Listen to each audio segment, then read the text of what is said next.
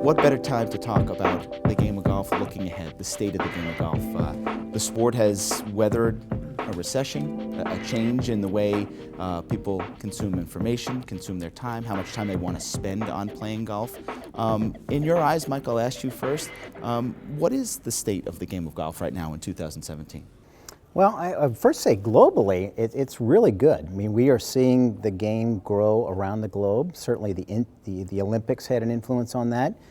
Here in the United States, it's certainly one of the more mature golf markets like England, Canada, Japan. The growth isn't as big, but we are very optimistic. When you look at the numbers, and you know, people tend to say, look at the participation number, it's been going down.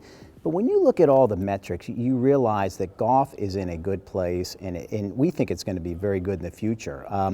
You know, the number of rounds that have been played, you know, when 2015 it went up, 2016 it went up.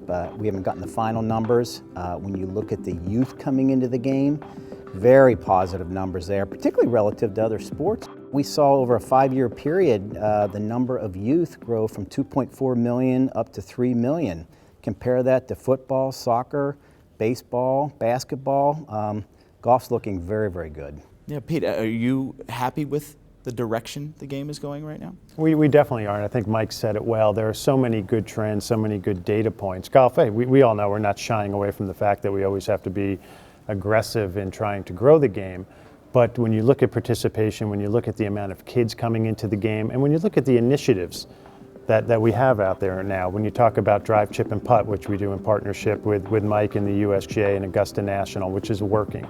PGA Junior League Golf, where participation is going up year in and year out and has really just taken hold, and kids are excited about it, boys and girls. The work of the First Tee, the work that the LPGA and the USGA do with girls golf. So what I'm encouraged by are not only what we're hearing from our PGA professionals around the country, because they're doing it at the grassroots level and they see the energy, but also the fact that the golf entities, I think now the major entities in this game in the US, now more than ever, are working together and saying, you know what, we're all coming at golf from a slightly different angle. The mission of the USGA is different than the PGA of America. Our mission is different than that of the PGA Tour, which is different from the LPGA. But we all kind of compared notes and said, okay, if we can get behind these programs like Junior League Golf, Get Golf Ready, Drive, Chip, and Putt, the First Tee, USGA, LPGA Girls Golf, we can make a difference. You mentioned some of the programs that have worked, and both of you mentioned the Olympics this year in Rio, the success of golf's return to the Olympic Games. Looking forward, the future of the sport in the Olympics, Pete, do you see golf having a permanent home in the Olympic Games? Absolutely. I mean, I know that's certainly our hope and expectation. I think Rio went exceptionally well. And I think we've been very forthright about it. Will the Olympics have a huge impact on the growth of golf in the U.S.? As Mike said, I think very accurately, we're a very mature golf market. Maybe, maybe not. But the impact of the Olympics on the global growth of golf and on the ability of golf to grow in developing countries, not from a socioeconomic sense, but from a golf sense, is going to be profound. With the state subsidy and government subsidy dollars that are going into the game now that's in an Olympic sport, I think it's wonderful for golf here, wonderful for golf globally, and I think we feel confident going forward that it's going to remain an Olympic sport. Let me ask you about your respective championships that you put on. Let me concentrate on the men's side. The US Open, the PGA Championship, different approaches in course setup, the type of tests that players face. Often, Mike, you take a lot of heat from tour professionals, sometimes that the course is too difficult. Pete, the PGA Championship, often considered more player-friendly. Why the difference in approach to your championships? And either one of you guys can chime in there. Yeah, and first of all, Pete used to be involved running the U.S. Open, so let us not forget that. But listen, that's what makes these championships great. Everyone has its own DNA. And you know, the Masters is just the same place every week on this gorgeous golf course with great history, and everything is just magnificently done.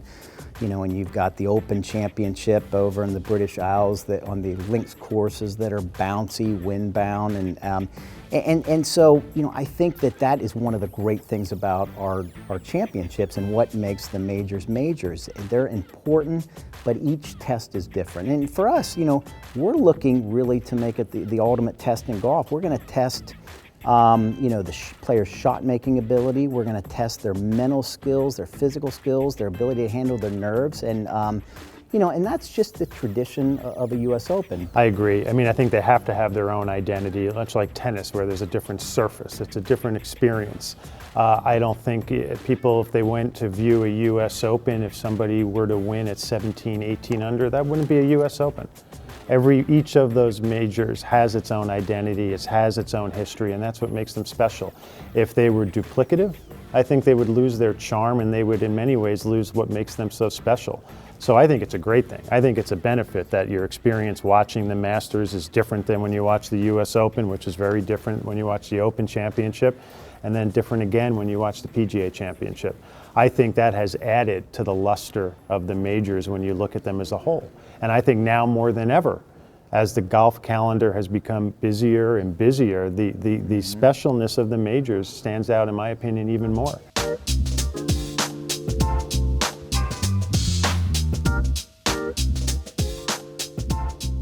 His role in the game of golf is it cannot be denied, obviously, over the past 25 years. But Tiger's not going to play forever. We know that. How does the game of golf, your organizations, PGA Tour, how do you head into that next generation post-Tiger Woods? Well, I would tell you, I mean, Tiger is a transcendent athlete.